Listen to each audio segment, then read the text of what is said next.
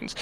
But yeah, you can attribute that. You can attribute that to our society and our, kind of like what we have going on. It would be avoidable, if we still lived the same way we did previously, but that's not the case anymore. Mhm. So I mean, it doesn't make it any less fucked up because it is still fucked up. And like I agree with you in a sense, but like, is that going to affect my market choice? I can't go out and shoot a deer, anytime I want. That should be less regulated, in my opinion. So, which is why it Sure. falls under kind of like my my No, don't watch that if you like are sensitive. Just it's just like these videos, like there's really regular occurrence, and I think that the reason why is because they employ people who are psychopaths, people who don't really care about animals, and the consumers don't know what's actually going on at these slaughterhouses. So it creates this sort of a conundrum, I guess you could say. Like people don't want animals to suffer, but a lot of them don't know it is happening. They're like, oh, these silly vegans and shit.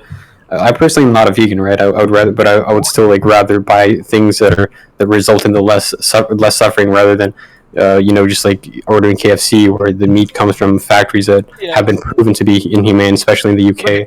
I don't know about Tyson. Look at Tyson. If I'm sure you probably watched that Monsanto documentary. I forget what the fuck it's called. You probably watched that. Yeah, no. I mean, it's not. I feel like there is a degree of awareness, but people tend to not have that at the forefront of their mind when they're buying things. I think I want to say, like, of course, not everybody's aware of that, but I feel like a good majority of people that are halfway educated kind of understand that.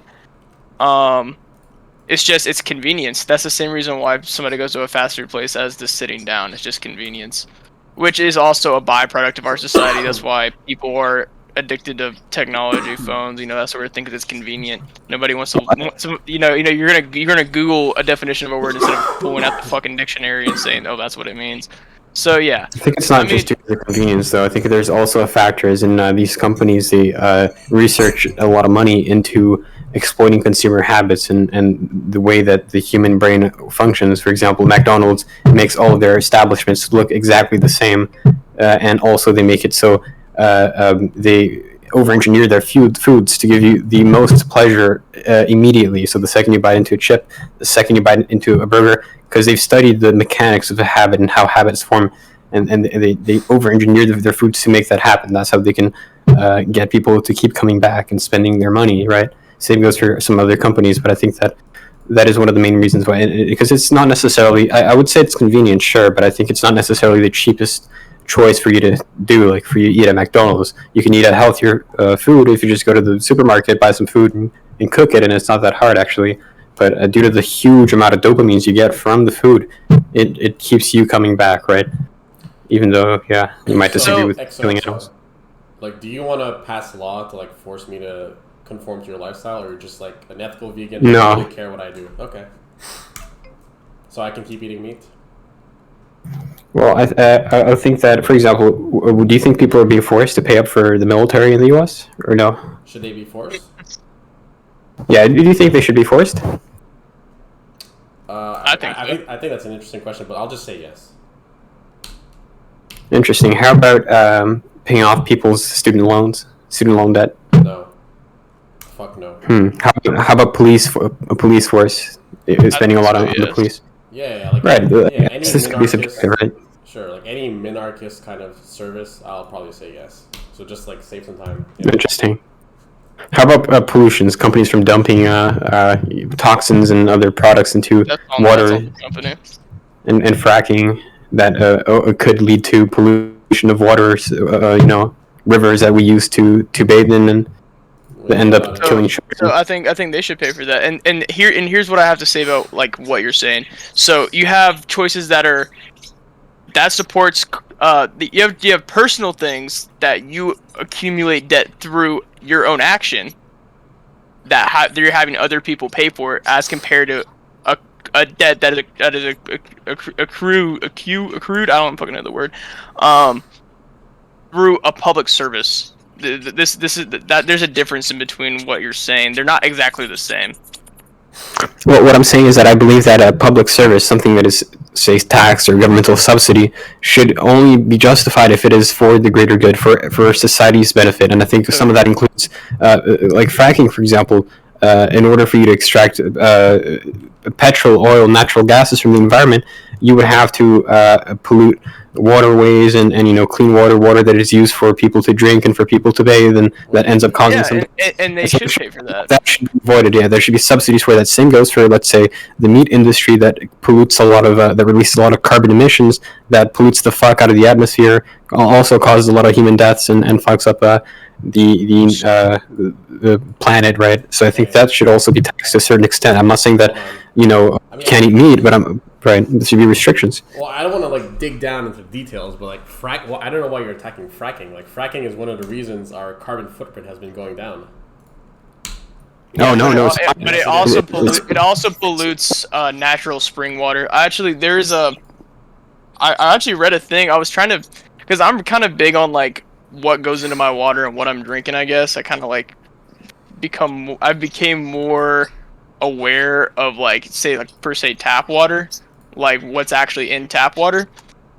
And I think what it comes down to and how I'm gonna approach what you're saying is that if somebody makes a profit off something at the expense of somebody else, and if their byproduct is hurting the common good, they should have to pay for it. They shouldn't get subsidies for it. If they're making profit off doing something that's harming everybody else, they should be able to pay for it, and they should pay for it, right?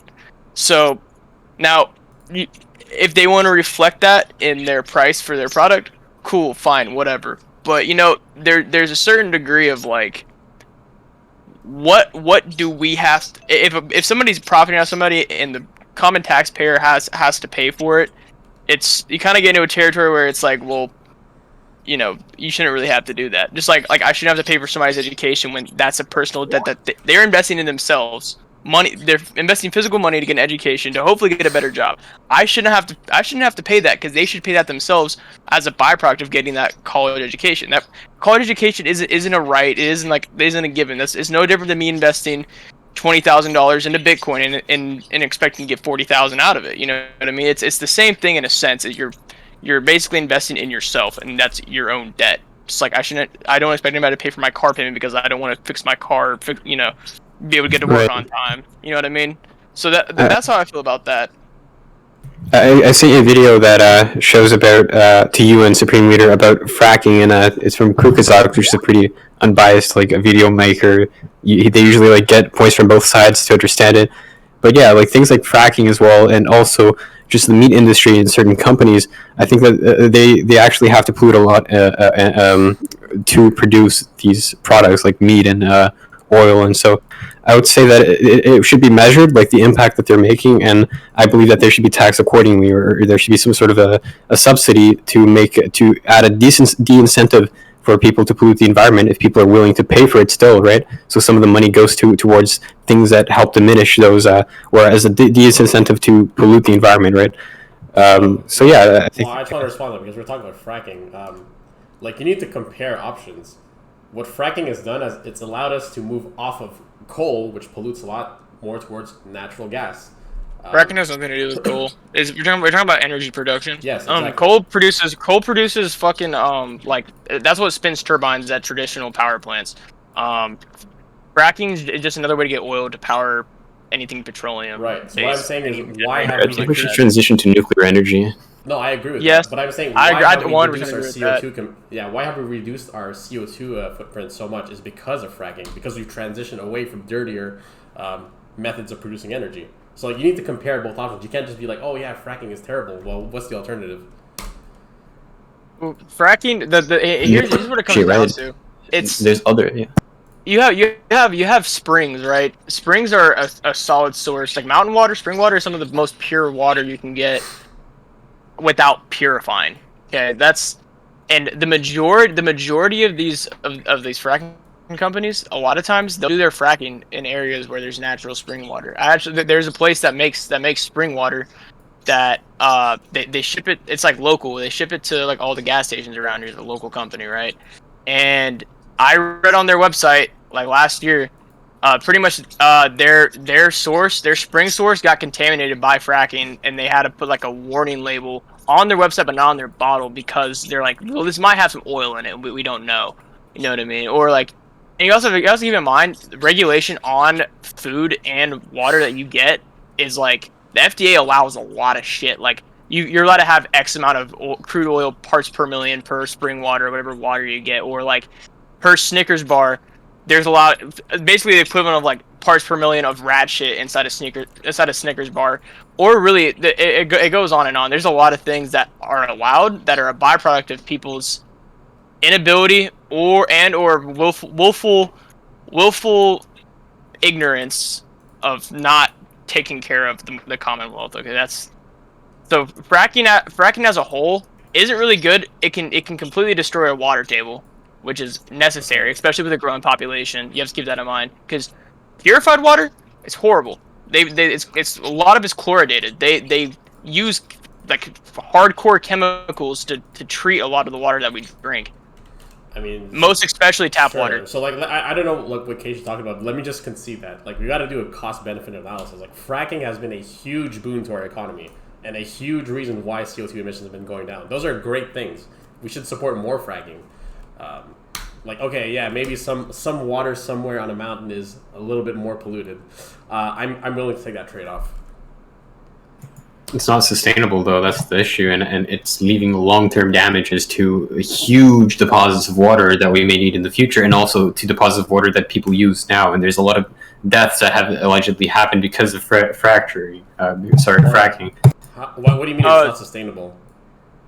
It's not sustainable because what it is, it's like pouring water into a used up toothpaste to extract the less remnants of it at a huge cost, at like huge environmental damages and pollution of waterways. Here's a good for instance on that. So you have these a lot of farms, they use natural water table like wells and shit to feed crops and shit. And if that water table gets contaminated, they can't use that water table.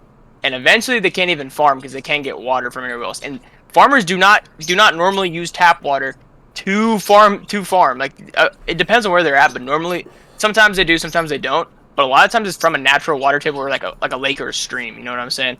So like, it's we have a population that's exponentially growing per year, and at some point, we're not going to be able to physically manufacture enough product, whether that's food, which I don't know if you know, but the whole topsoil across the entire world, our topsoil only has an estimated time of like in the next like 10 or 15 years until it's completely unfarmable, just because of how our farming practices have been so homogenized, where they only farm one fucking crop. It's killing the topsoil. That's due to the meat industry as well. Yeah, because you have to plant the food for the animals to eat the animals. Exactly. Right? Okay, do you have an article for this? I'd be interested to read this. Like, I don't think you can look it up.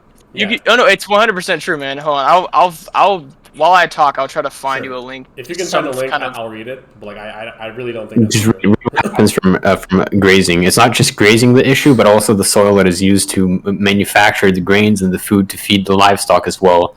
So it's a huge environmental impact that makes it so the soil is unfarmable, I guess you could argue. I don't know the term for that. Okay, so XOXO,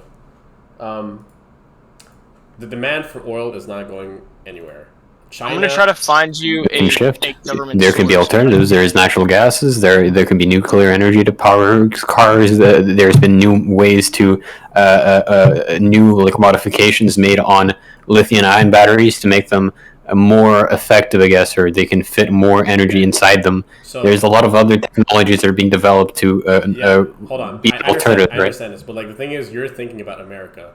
Think about the rest of the world. They need cheap energy. So China, India, Africa, they're going to go for whatever is most efficient, which is going to be oil. And that's sure. Yeah, that trend's not going anywhere. So even if yeah, go ahead. There could be trade deals, right? For example, I think that, if there was a button to stop all production of carbon and everything, I would not press it because it would cause millions of deaths in China and other more rural parts of the world, right? Or at least in these third world countries. So I think it would not be a good thing. But I think if the United States and other first world countries got involved and imposed sanctions on these countries for using very these methods that I know that there's also the fact that these countries haven't industrialized yet, and so that's unfair. But I think that like if due to the irreversible effects these things are having on the planet, I think something must be done, right? There should be some agreement, and I think maybe it is the burden of first world countries to impose sanctions and also to give them something to shift their behavior so it's has a lower environmental footprint on the planet. Okay, hold on. You're gonna tell China and you're gonna put sanctions on China, India, and Africa because they're industrializing and they're starting to use oil, and you're like, yeah, we benefited a lot from oil, but you guys, you can't do this. We're gonna put sanctions on you, which will worsen your economy, make you guys poor, and you think that's good politics? I think there should be some compensation in place. There should be a deal. I don't think it's just, oh, we're going to impose sanctions. Fuck you. No, I think that U.S. took advantage of that, and there's ways now, increasing ways to profit in a sustainable manner. And so I think that the U.S. should reach some agreements with these other countries, not just the U.S. but other countries, you as well, and to try to provide them with things so they can industrialize in a better manner. Because at the end of the day, the planet isn't just China's or just the U.S.'s, right? And if everyone just points to their neighbor and say, oh, they're also fucking up the planet, then this won't stop, and the world will be inhabitable in a couple of centuries or a couple of decades even for a lot of people. Yeah, I don't see any reason why small countries that are in the middle of industrializing would ever conform to any of these. If they got some advantages from first world countries, right? If they funded them, you think that's politically possible to be like, yeah, let's give money to China and India so they don't use oil? Well, Tesla already set up a huge factory in China, and that tremendously reduced the amount of pollution. I know it's still far from being like 100% sustainable, but I think like having certain subsidies on companies, which there were subsidies on SpaceX, right? Because it was outsourcing their rocket launches to Russia, and so the U.S. funded SpaceX so they can launch their own astronauts to space. I think that can also happen for these other third world countries that are polluting the fuck out of the planet. They like pay some companies to start up a business in other countries as well to help them transition to sustainable energy in exchange for some other benefits. There's something like that could happen, I guess. I have a better solution, but I think Benton wants to say something. Okay. Yeah, no, so according to the FAO, which is the Food and Agriculture Organization of the United States, it says by 2050, there will only be a quarter of the level of current topsoil that's farmable. I'll send you a link if you want it. This is through a Routers article, which I don't like using. The Routers is fine. Just send it. Yeah, I'll send it for you. So what does that mean? So what it means is, so we have a growing population, right? Yeah, that's a given. So with a quarter of everything that we're using right now, right, is going to be gone. Which in all reality, we're going to need more farmable land to support a higher population. So essentially, what that means is there's going to be less food for everybody else by the time we hit that 2050 mark, which is in 28 years. So wait, okay. Why is this necessarily a problem? Because we can just import food. Lots of countries are holding. Well, that's a lot of that's global too, man. The U.S. exports a metric shitload of food. Like, there's not a whole lot of countries that can actually farm the way we do, based off population and size of their country. China's being absolutely engulfed by the Gobi Desert. It grows I don't know how many miles each year, but at some point in the next 20, 30 years, China's not going to have much farmland left, and they already farm the absolute living hell out of it. And it's the same way, like, you could say Russia's going to do that too, but if there's a world food shortage, do you think they're going to be exporting food? Because they need to keep it for their own country. So Africa is China's China. And you have to keep in mind, a lot of land in South America is fucking jungle and unfarmable land. So you can't even farm in majority of regions that you want to farm in, unless you do a massive overhaul and take down a whole freaking forest, which would completely disrupt their entire ecosystem, which is just fun. I mean, cool. I mean, if humans need to survive, kill all the tigers, you know what I'm saying? Whatever. But it's just unsustainable, and we're not doing much about it. We're not rotating crops like they did back in the day to avoid that issue, because of the byproduct of corporatization of agriculture and the amount of money they're just trying to take in. So I don't know too much about this, but like, Like, it seems feasible that by 2050 we figure out some technological advances that could restore the soils, like the nutrients in the soils or whatever, fertilizer. So, I mean, I don't really feel like I'm that concerned about this, but I'll send me the article. Send me the article. I'll read it. I sent it in this chat. You can open it up. Oh, okay. Let's see. Just hit open chat on Politics 4. If soil degradation continues. If it continues, which they're making no effort to try to counteract that. And by the way, fertilizer doesn't actually restore the level of health of said crop or said like soil. It only gives nutrients to the soil that the product that they're growing immediately takes out. The composition of the soil isn't made up of just manure, because it's that all that manure gets taken out. It's carbon. So like, eventually it'll degrade the soil, and when soil gets degraded, that's when you turn something into a desert. That's if you look at American history, the Dust Bowl, which pretty much almost caused a complete famine in the U.S. back in the 1930s or 20. I don't know when the hell that was. It was back after World War I. That drove a lot of people into cities because farmers couldn't farm because they farmed so much of that land without sustainably farming that it completely killed all their soil, and it made massive dust bowls that also made other farmland unfarmable because it was a big thing. That also have to keep in mind that comes into droughts too. If we have a drought, that kills soil. Like, it takes all the moisture and all the nutrients out of soil, which can eventually lead to further degradation of soil. It's an issue. I mean, we have time to fix it, but is it going to be fixed? I mean, does anything ever really get fixed? Sure, that's the main issue that we have. Okay, These corporations would rather run us into the ground than actually solve issues that they cause. We need to terraform another planet. That's what we need to do. Hence Elon Musk. Yeah. So I mean, it's an interesting article. It's just sad that it's so short. Also, this is from 2014. Like, surely there's been some innovation by then, because nobody seems to be talking about this, so it doesn't seem like a big issue. Well, okay, so just because something doesn't get reported on or talked about, usually when something's actually an issue and it's not talked about, it means it's being suppressed by the powers that be. Because if you say, hey guys, do you think they would tell us if we're about to get nuked? You think they would tell us that? So you think the fuck they would? Hold on. So you think they don't want to incite panic. So you think even AOC and Bernie Sanders and all the progressives are being muzzled? Oh, to a degree, yes. Everybody's muzzled. I'm speaking strictly on American politics, but this goes worldwide. Our government isn't governed by them. Like, it's all lobbyists that tell them what to say and do. They're all bought. Like, you can say I'm wrong, and I'm not gonna give you anything that says that I'm right, because all the information is completely suppressed. If you try to find factual information on things on the internet, they get what they want you to think. I guess the problem is in general. Yeah, I guess the problem is you already admit that this is mostly a narrative that can't be supported by facts. Like, you've already decided that these people are muzzled, these people are controlled by a special interest, yada yada yada.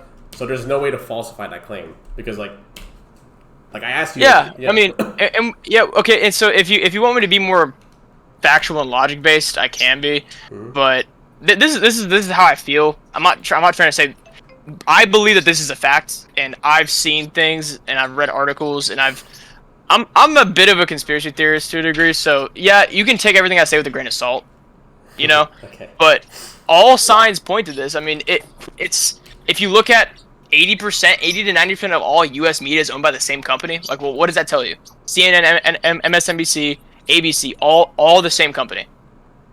Like, does that tell you something? If you can look up articles, they will report word for word the exact same thing across like all local news stations if they're owned by the same company.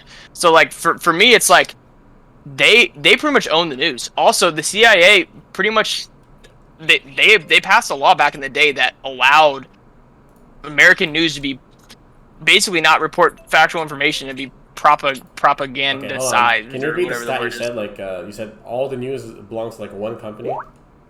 The majority of it, yeah. No, it doesn't. Okay, what's the It's statistic? MSN. I mean, yeah, I hate being like this guy. Like, do you have a source for that? But like, that's not true at all. Can you just like link me to something I can read? Okay, talk to the other dude. I'll fucking find something for you. All right, I'm sorry to do that, but yeah, because like that's just not true. Like the media is very decentralized in America, and like even if you don't like the media in America, you can just like watch the Canadian media or the Mexican media or the European media. Like you can watch everything here. This idea that we're like in this echo chamber that's being controlled by special interests is just not true. Plus, we have the internet.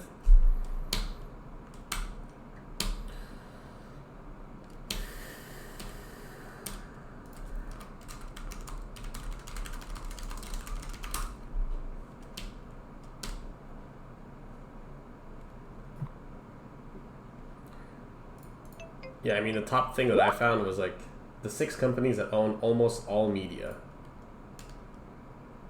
It's. I'm gonna go on a little conspiracy rant, but I'm reading this article. And it says the most owned is they own 666 media sites, which is a funny number, but I'm not gonna go into that. No, dude. It's a dude named Mike Reed. He owns a lot.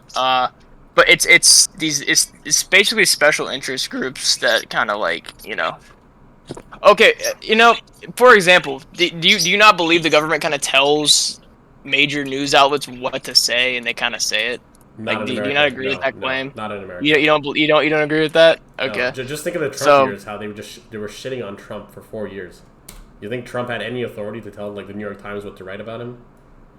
Well, maybe it goes into my other claim that it's not really the media that's telling them to do this shit. Like, and it goes into my claim that says, from what I was saying, that the government isn't ran by the government. You know what I'm saying? Here's a good thing. Here's a good thing to think about. If you look at when, like how the whole election fraud thing happened, how they said, pretty much Trump was saying the election got stolen, this, that, and the third.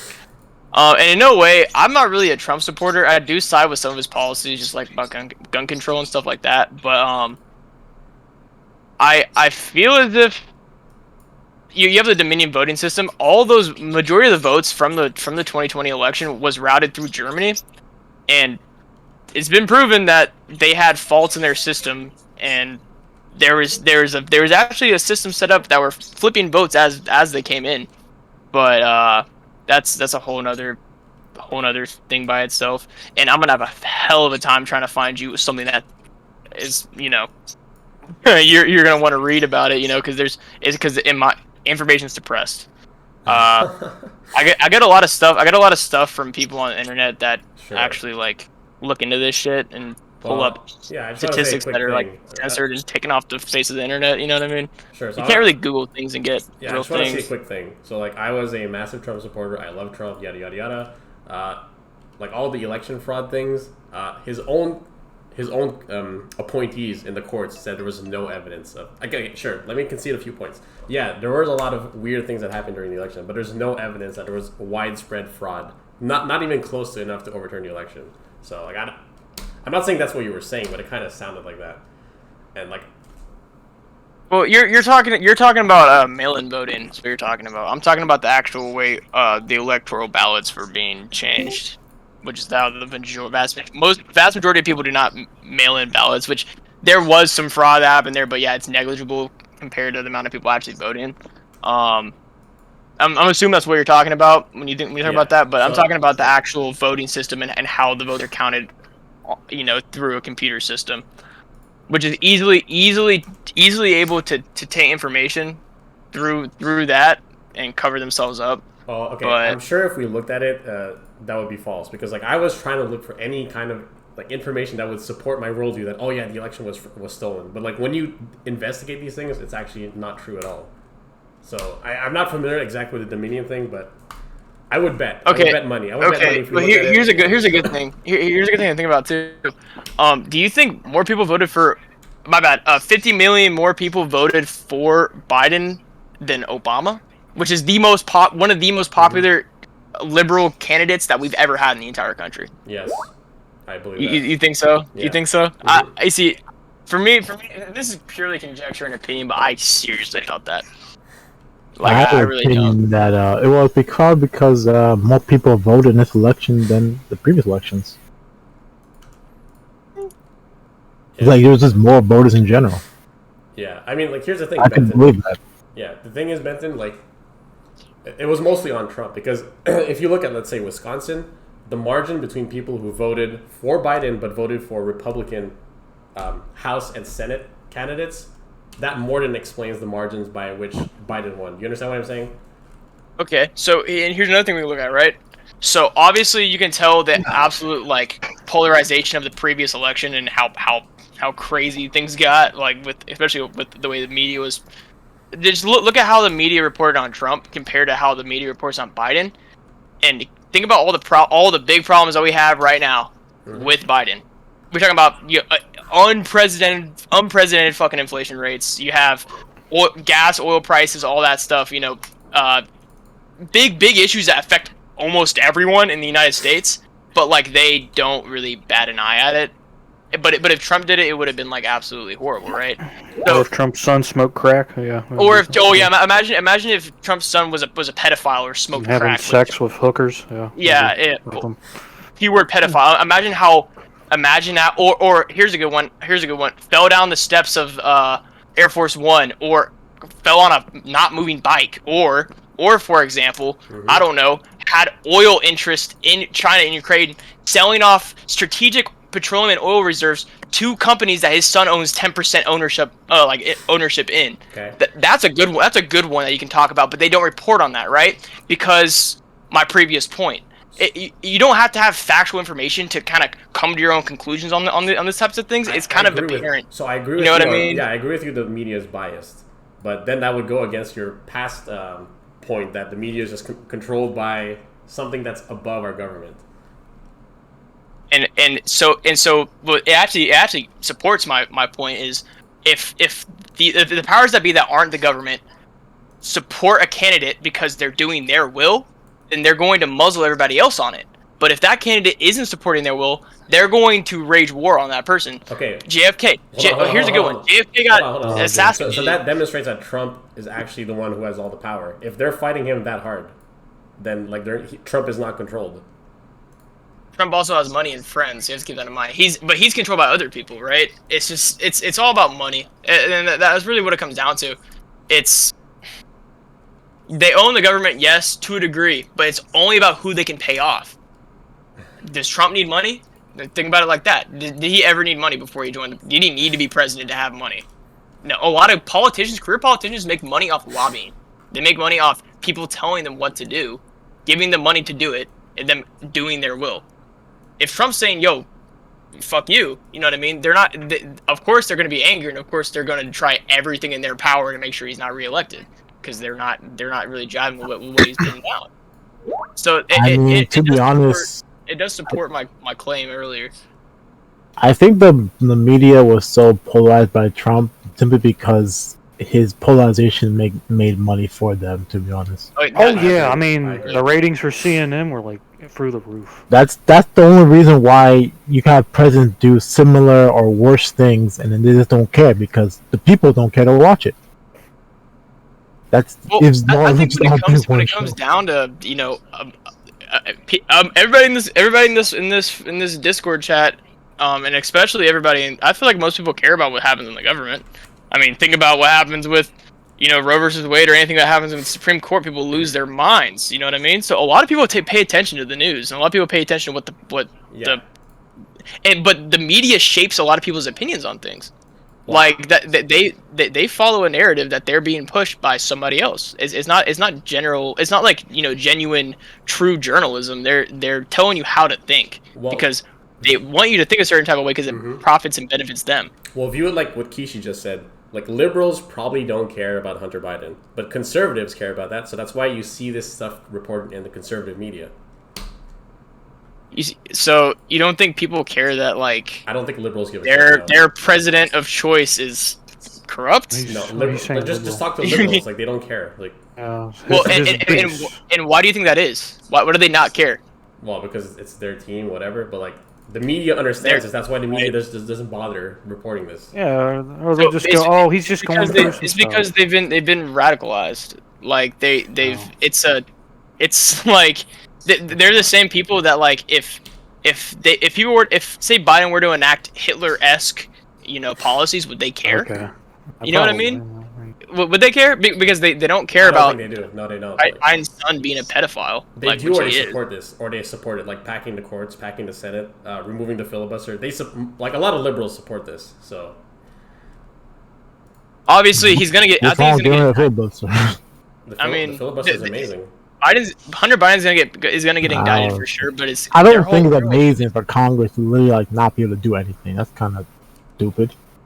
Okay, it's good because it Well, I don't forces like the parties to work two-party system together. as a whole, so that's a thing. That's a whole other thing, but we have the most dysfunctional political system out of any country, minus totalitarian and socialist ones. like our democracy is very Why do you very think that? flawed. No, why do you think that? We have the best system in the entire planet. think? The system? No, Yeah. I don't think so. Okay, so No, why do you oppose the have filibuster? Like that seems so weird to oppose because the filibuster forces both parties to come to bipartisan consensus to make legislation that would be solid. We won't. So let's say you remove the filibuster. Democrats would pass radical agendas on a 51% majority. Then you would get legislative whiplash the next cycle when Republicans become majority, and they would just like keep canceling each other's legislations. That's not stable. That's not good. The filibuster prevents that. So what Well, if the policy because they're trying to enact one is- party should be enacting laws that people actually like, and then when they enact those laws, they get voted again. With the filibuster, essentially nothing gets ever done. That's a good thing. The federal government shouldn't be powerful. It should be state and local governments that have most of I the power. agree with that 100%. I 100% agree with that. I think we are way too federalized as a country, which Yeah. is the exact opposite of how this country was founded. Exactly. So yeah, I agree with you on that. Yeah, and this is how I see it, right? If you want to live in a state that doesn't allow firearms or like drugs or like whatever, move to that state. You don't have to stay in your state. And I know it's a big thing, but like if something affects you that much, you should have the power to go somewhere that it doesn't affect you. But the problem is, we live in a country where it's not like there's borders around the states. You can easily cross borders in states. In all reality, if you want to hear my views on how we would fix the federal government and fix the power balance between federal and state governments, I could key you in on my idea on how to fix that, but a lot of people don't agree with that. That's You good. want me to tell you how I feel? I That's think good spiel, honestly, yeah. I think we should retain the United States, and I think we should have a federal government, but it should pretty much be neutered to a point to where they have only power over national defense issues and national security issues, right? I think states should be governed as, like, say you put like-minded states together and they govern themselves as one whole unit. So, like, say the Midwest or the South or the eastern northern U.S., northeast U.S. or western U.S. You know what I mean? Like, I think that's honestly, because you have people. Do you think do you think the majority of people in, like, say Florida agree with how people in California see things and how they think? No, and so America's too big to operate under the same laws, like, because you have different people. We're bigger than all of Europe, and think about how Europe has all their different laws. Right. There's different people across. The U.S. is huge. You can't govern the U.S. with a heavy hand and blanket. Like, like, for example, gun control. People, if you live, out in the cut, right, live in the middle of nowhere, and somebody breaks into your house with a gun, and you don't have a gun, you know how long police response time is out there? You're gonna get a cop in like 15 minutes. As compared to like a city or a suburb where the police response time is 2-3 minutes, enough time to lock yourself in a bathroom and wait for him to come. You know what I mean? Like, so laws don't work the same for everybody else. Like, it's you can't just blanket statement saying this is good for everyone. Or if you know what I mean, you have to decentralize it. And you have to. And I think most liberals even agree with this, but I don't know why they just want to federalize everything. Because if you explain it the way you just explained it, I don't see how they can disagree with that.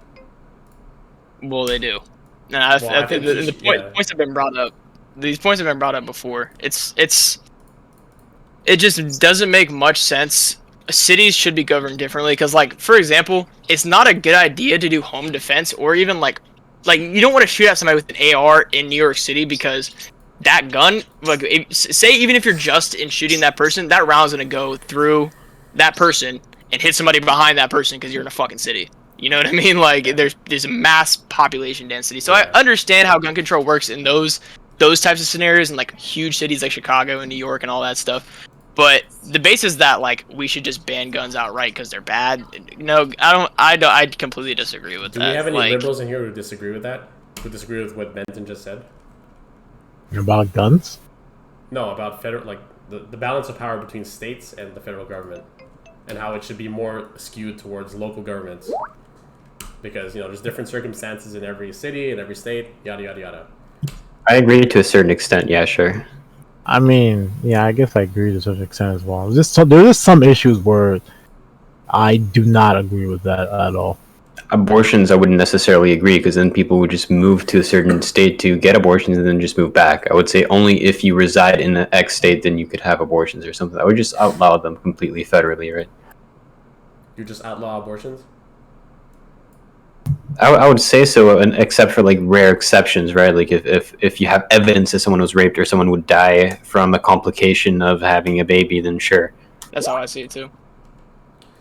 I mean, I don't think negligence goes into account like comes to that sort of thing. I'm a conservative, I'm a Christian, so I agree with you in principle. Like just politically, that just sounds so horrible. Like we got slaughtered. yeah, why are we letting the government dictate these things? Yeah. Well, it's all about how you. Like view you just went a whole It's not spiel about how you know the what I federal government is too powerful. I think it should be the Yeah, and discretion that's a whether local- it's that's a life local threatening, choice. right? That's a And then the local government choice, though. investigates it. I mean, like if you want to move to a state where that's normal and that's accepted, yeah, because people view it differently. I thought someone just said we should ban it federally. Well, Yeah, you should ban it federally if it's not life threatening. That's my opinion. we're talking in a hypothetical Oh, situation. no, sorry, it wasn't yes. okay. It wasn't the same You know what I guy. mean? You know what I mean? Like hypothetically speaking, we're speaking in hypotheticals just based off this fucking envisioned society that some of us agree with and some of us don't. But like as a whole, right now with the cards that we've been dealt in the hand that we have, that's kind of how you have to do it. It's, people disagree with you. People think you should be able to do it regardless of whatever X, Y, and Z. But some people say it's kind of fucked up. I don't agree with that, which is the exact reason why we need a decentralized federal government. But it's not, and it's not going to unless something violent happens, in my opinion. But yeah. So long Like story that, short, this is why we need only to that's gonna filibuster. happen is through violence. Yeah, this is why we need to filibuster, to just strengthen states. So the federal government can't just run roughshod over states and just decide unilaterally what they should do. Kind of like I think in all reality and this is probably how it would come down to it, and it ended up turning into feudalism. Just with the power that corporations have over government. Feudalism is just it's messed up. And you see how that's how samurais were made, in Japan. Just people had separate armies. So like you want to avoid feudalism because I feel like that's kind of what it would dissolve into if that was the case. You know what I mean? Like you live in a Jeff Bezos state, and you live in a freaking Musk state or whatever. You know what I mean? I feel like with the way modern politics work and how things happen, that's probably what it would dissolve into without checks and balances. But yeah, I mean like when we go back to the same argument, like how would military should you have to pay for the nation's military? You know what I mean? Are you reacting to my bird? No, I'm not reacting to you. Okay. Can you hear my bird? There are two of them. They're really fucking loud.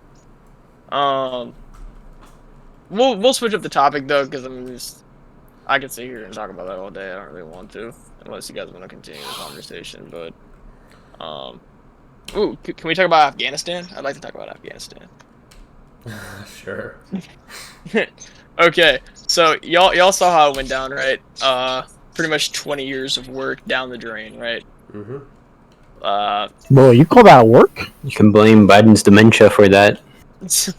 True. Just the eventual. Well, actually, when we were it was destined to happen at any time we pulled out, just because the ANA has no backbone. But so humanitarian in a humanitarian sense, if you believe women are equal to men, you should be absolutely insanely pissed off at that situation. So like, why doesn't anybody talk about it anymore? You know what I mean? Like, it just happened, and now the Taliban completely control Afghanistan, Bro, which is bad by itself. You can't dictate what other countries do. Yes, you can. So I mean, I'm saying you can, but is that a moral thing to be doing? I don't know. To be fair, you can't it was basically forcing United States citizens to pay up for Afghanistan to involve themselves in another country that has nothing to do with them. But I do disagree with the method that they sort of withdrew the soldiers from Afghanistan. The withdrew was bad. It was botched. It was whatever. But the whole war was bad and botched from beginning to end. I mean, the war was pretty legally and morally justified. Absolutely. To the beginning. It's subjective, I guess. I don't know. I mean, forcing people to pay for that, forcing United States citizens to pay for that. I wouldn't necessarily call it more. I mean, if you mean the United States, which was going after Osama bin Laden, who had just attacked, and Al Qaeda, who had just attacked the United States in the biggest terrorist attack. Allegedly attacked the United States, mind you. Allegedly. What planet you living on? There's a lot of sussy things that happen. There's a lot of sussy things. Look. I'm in the army. I'll send you a video about it. I'm active duty. I disagree with that. So if that tells you anything. Yeah. Al Qaeda perpetrated 9/11. That's that's not the, but the Jewish people Jacob, did that 9/11 thing. it's not only that, right? Morally, we all agree they're horrible terrorists, right? But if that is the criterion for one country to attack another, we're gonna have that wasn't the criteria, right? The criteria was that Afghanistan was refusing to give over. Which is not a goal to start a war anywhere. There's plenty of the United States and NATO and its NATO allies clearly made a demand to the Taliban government saying, will you give over? Osama bin Laden's place where he's hiding, or will you give us entry to the country? There's a very clear opening room for the government of I think Afghanistan. okay, so here's a cool aspect. So let's just talk about, say we didn't get into Afghanistan because of that. We had other interests in there. Most people say opium, oil, this, that, and the third. Oil? It's Afghanistan. There's fucking nothing there. It shares borders with countries that do have oil, and it's also a strategic way to get through the Middle East because Afghanistan's freaking huge. Keep in mind, there's routes through there. If the United States by Iran, Iraq, Syria, all those places, it's strategic. I mean, in terms of the actual justification for the war, it was pretty clear and was made clear by every country, which was 27 countries which entered Afghanistan with the United States. It wasn't you can also talk about the humanitarian portion of it too. I mean, think about the way people were treated in Afghanistan, right? Before the United States arrived, it was pretty awful. So you can innocent civilians that basically died because of the operation, right? I mean, you can argue that the U.S. war, man. That's killed. You can say that, right? But if you live in, if you're a human living in Afghanistan and your family gets bombed because of collateral damage, who is the terrorist in your eyes? The U.S., right? Of course, of course. So objectively, right? I'm just saying, we're basically arguing from the perspective might makes right. Who there stand up against the most powerful nation and against NATO? No, our demands were clear, but according to objective international law, we don't accept this from other nations. In terms of objective international law, the war in Afghanistan was completely legal and was seen legal at the time. No. Yes, look at the UN resolutions. Look at the what UN. Find me the UN resolution that legitimates the war. In terms of the legal obligation for the war, the United States took under Article, I think it's 3 of the NATO NATO Yeah, treaty. NATO is not international law. Hold on. Article Arguing. 5. Article 5 they saying that invoked. that the United States had been attacked by. Yes, entity, preemptively, and so preemptively they struck, which is not a recognized That wasn't principle in preemptive. international law. The United States was attacked. The United States wanted to enact. It was attacked by a non-state actor. Let me You speak can't on this attack, because I am probably the most educated person in this chat about this whole thing. Okay. Well, My job is okay, not- don't big yourself up too much. Okay, well, okay, yes, you can say that, but this is my job to know this shit. I'm in the What? army. And I've, You're private in the I'm- army or something? I no. studied political science, Benton, and, Okay, and so Okay, here's well, I what don't happens. care like that you're in the army, man. I just don't care. That you're in the I'm not army. trying to put everybody down, but I am very knowledgeable about this. Okay, and this is as objective as I can put it. Okay, you have a state that was labeled like after their attacks was labeled like a terrorist state, like they're No, and no, it wasn't the just Afghan Bosnia state did Strait. not attack the United States, so you're clearly Okay, wrong yes, there. but they were. I'm into the video, Jacob. They were. by the I don't US, do- I they don't- were I don't do- declared- I don't do They 9/11 were fostering and terrorism. supporting Thank you, and man. growing that group inside. I love your hentai porn. Either way. No, it's not. It's not that. It's actually Yeah, about sure. 9/11. I Sure, swear. yeah. I promise you on my life. Sure, man. I believe So some because I'm random just talking about the stuff. point he was making that there wasn't unilateral support on this.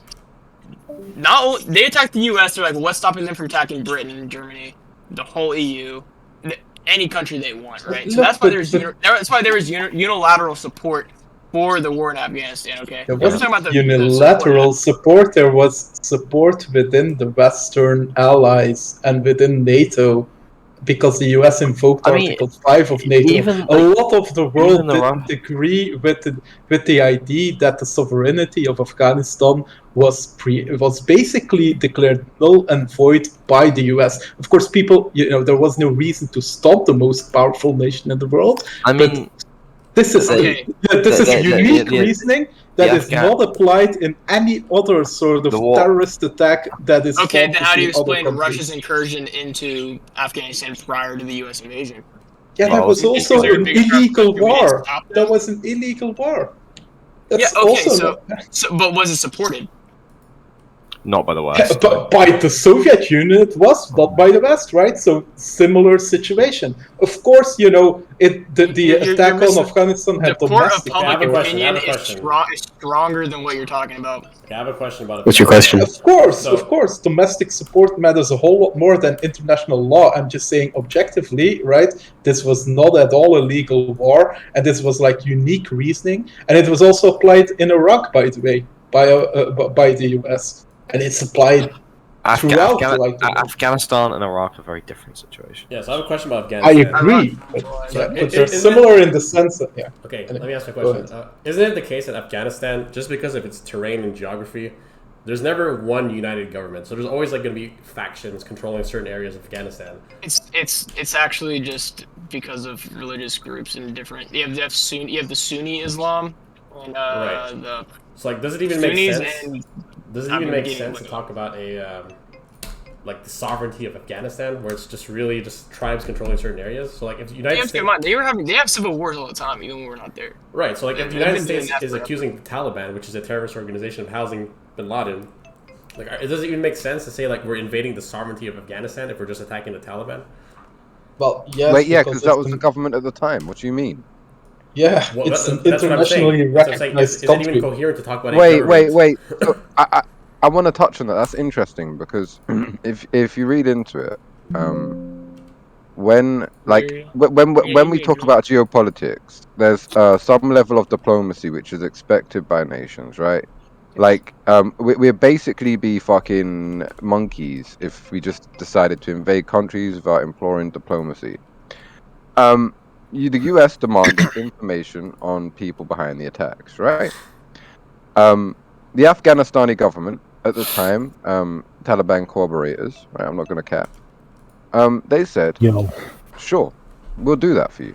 But we want the same intel that you shared with the UK about it. They said basically we want evidence of this. We aren't just gonna hunt down people in our country and deport them on on an opinion that you may have without any evidence behind it. Essentially, they were asking for it to be done in a diplomatic way through the courts.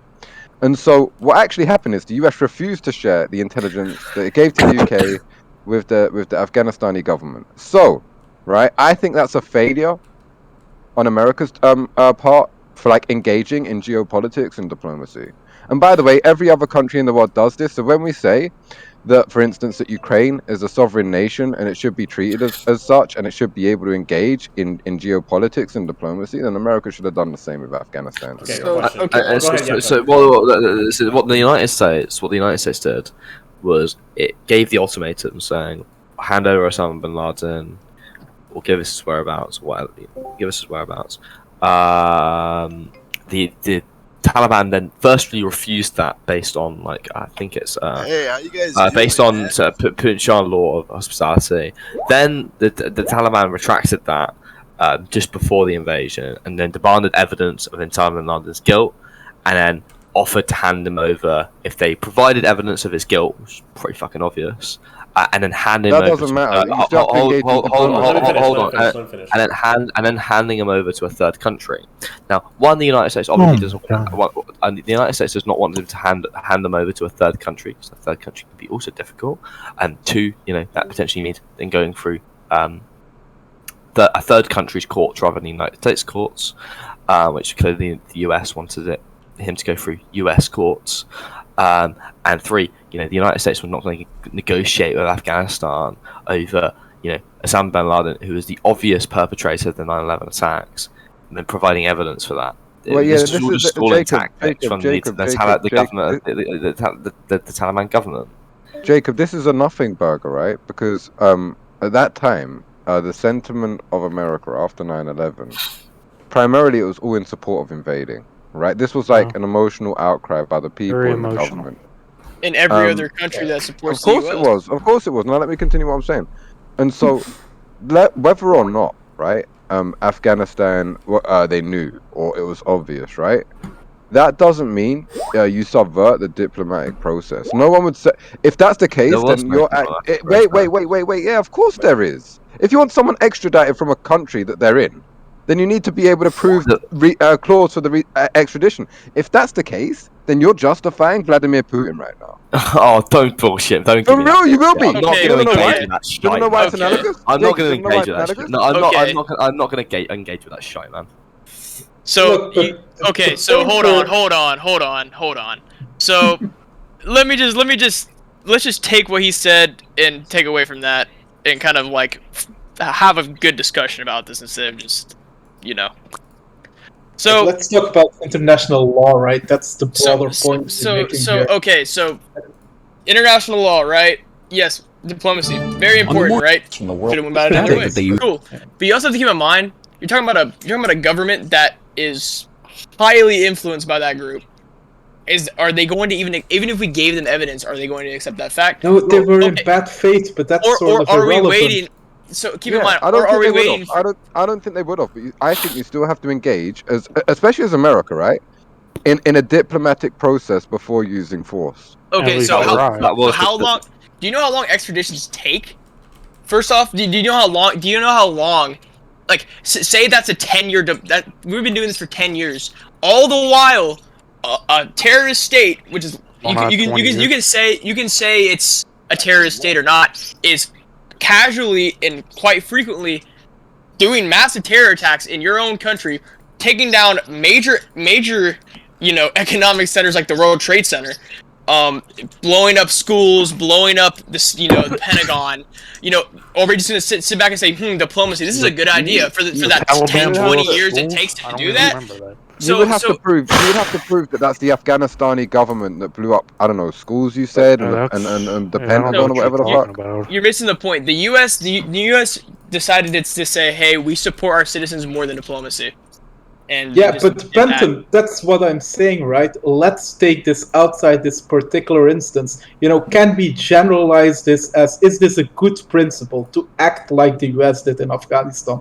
Remember the Delhi attacks in India? They were organized by the Pakistan secret agencies, right, which are somewhat infiltrated by Islamic organizations. Many hundred Indian civilians died. We're talking about two nuclear powers who were already sort of at the blink of war. There's the Kashmir conflict. There are many examples of this, of other nations where there are non-state terrorist organizations that frequently attack like another country, and where it is known that, you know, it's organized from that country. If all these nations were going to war, right, there would be total anarchy in the world, right? And that's the idea of international law. That's why you decide, you know, let's put some rules into place. You know, countries can't just invade other countries because they got attacked by a terrorist. Of course, I know, like, morally, I agree with you.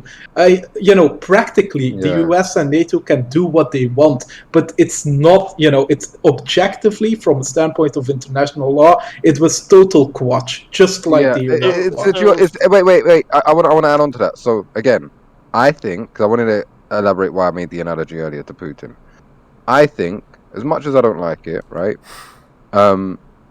it's a terrorist government, but I do think Afghanistan as a state should be sovereign. I think that there should be a level of diplomacy, even with like fucking people that in my opinion are fucking terrible. You should negotiate with them, not for the benefit of them, right? It's not like, oh, we're negotiating with terrorists. It's not about that. It's for the solidarity of geopolitics and perhaps the civilians in that country and your own country, right? Because if it escalates, then, you know, there might be more terrorist attacks in your country, and civilians in their country may get hurt who aren't, you know, anything to do with this situation. That's why diplomacy is important.